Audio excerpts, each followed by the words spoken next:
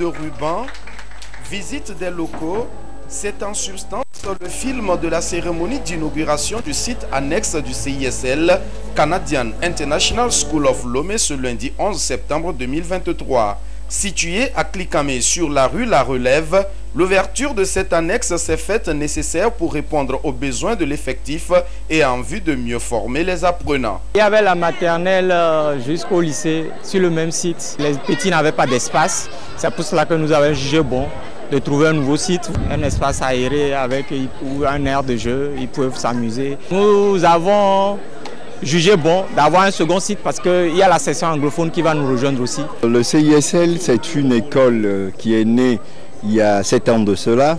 L'école a eu le temps de faire ses preuves. Nous sommes une école qui offre le programme français avec de l'anglais approfondi. Avec la bonne volonté des fondateurs, nous avons pu nous étendre pour ouvrir, dégager la maternelle et le primaire du premier site afin de pouvoir ouvrir aussi la section anglophone. Le CISL, Canadian International School of Lomé, est une école qui forme sur la base du programme français de la maternelle au lycée et l'anglais du collège au lycée. À partir de cette année scolaire qui s'ouvre ce 11 septembre, les apprenants ont la chance d'étudier le français comme l'anglais depuis la maternelle, avec un département sport qui est mis en place pour développer le talent des élèves. Nous voulons aider ces enfants-là à pouvoir ressortir ces talents qu'ils ont à travers des activités extrascolaires. Cette année, nous allons initier une des spécialités qui est sport-études, qui, toute modestie gardée, n'est pas encore connue à Lomé. Donc nous voulons être les précurseurs de ça. Il y aura une académie qui va être créée, qui va gérer tout ça là. Donc nous avons signé déjà des partenariats avec des académies de football, avec des clubs de natation et tout ça là. Donc toutes les disciplines ont leurs partenaires techniques. Pas forcément ici, le plateau sportif qu'on va faire, c'est juste des aires de jeu pour les enfants. Inscrire son enfant au CISL, c'est lui garantir un avenir meilleur dans un monde où la concurrence est une évidence.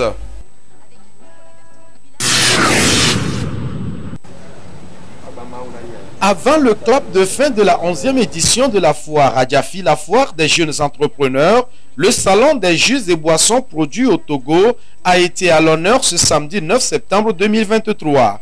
Deuxième édition du genre, ce salon se veut une vitrine pour les jeunes entrepreneurs togolais de faire parler de leurs produits que sont les jus et boissons transformés localement. Je viens de déguster gingembre, jus de gingembre. C'est très délicieux d'abord. Et je me rappelle quand j'ai les plaies intestinales, souvent ma maman a l'habitude de me présenter ce genre de produits. À la première prise en même temps, c'est ce qui m'est venu à la tête. Sinon c'est très bon. Anamis, digestion, régulation, jus de détox. Donc je vais dire que le goût est assez fin. On dirait même qu'il y a eu la peau qui a été comme une infusion dedans. Donc j'ai apprécié le goût et puis déjà j'ai commencé par avoir faim.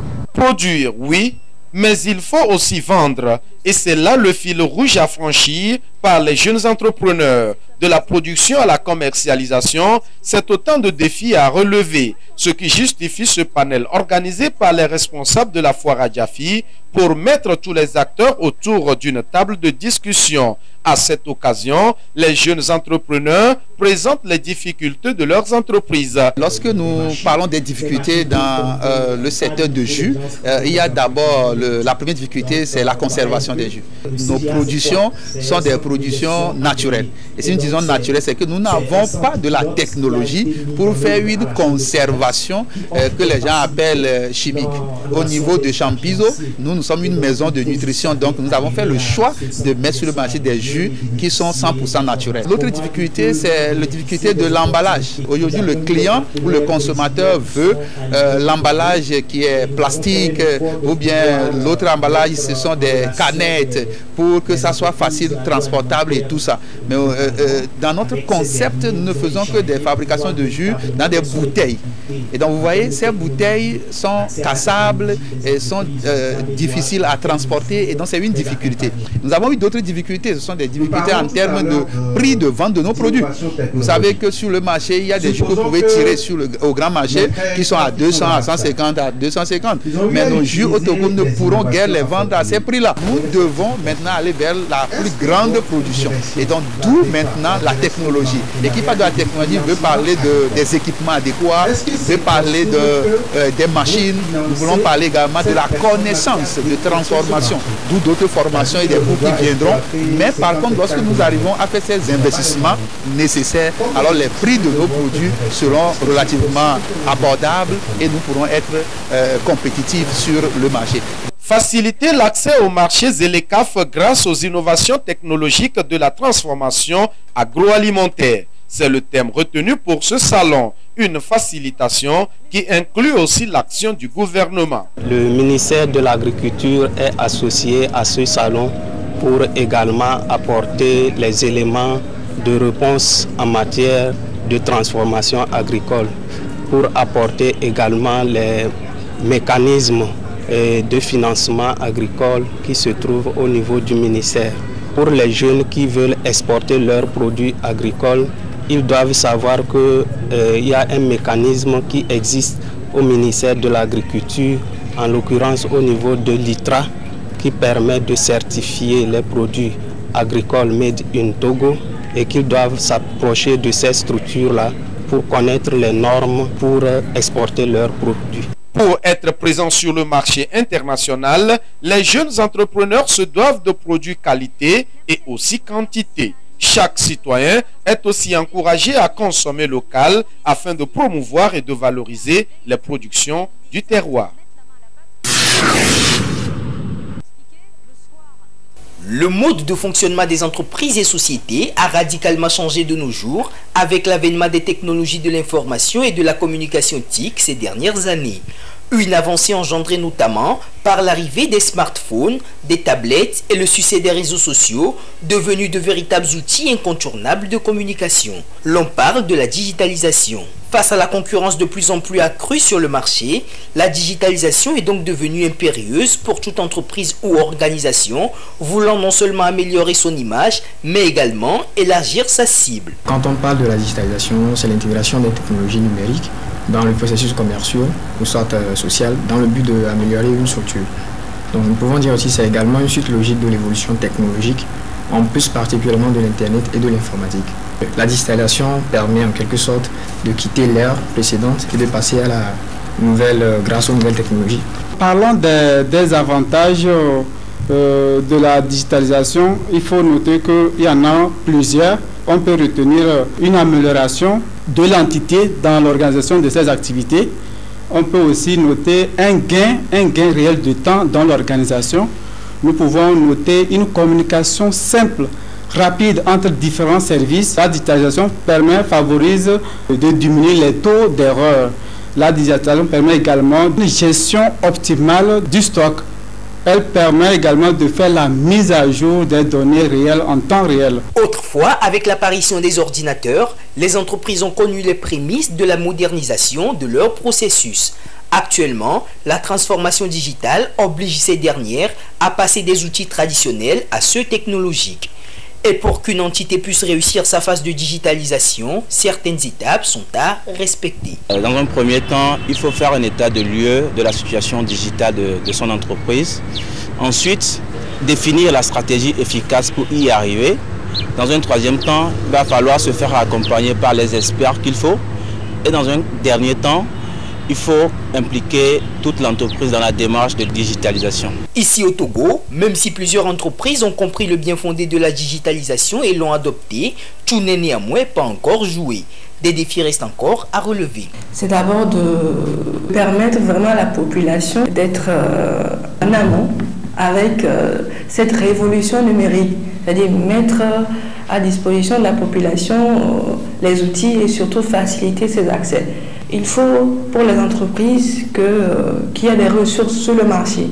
Les ressources, c'est-à-dire que le personnel soit adapté. Donc il faut qu'à la base, qu'on intègre cette éducation, que ça ne soit pas optionnel, que ce soit qu'on accorde une place assez importante à l'éducation numérique. Aujourd'hui, l'État doit avoir un regard assez pertinent dans ce processus en encourageant les entreprises qui sont dans le pas de la digitalisation. Quand on voit un peu dans la sphère des entreprises qui font dans le digital, on voit des startups qui commencent par naître, à que l'État doit vraiment encourager côté investissement, vu que c'est des investissements et des fonds dont ces entreprises ont besoin pour d'abord s'imposer et après maintenant inciter d'autres jeunes entreprises à emboîter les pas à la digitalisation. Les entreprises sont donc conviées à opter pour le processus de digitalisation afin d'être plus proches de leur clientèle.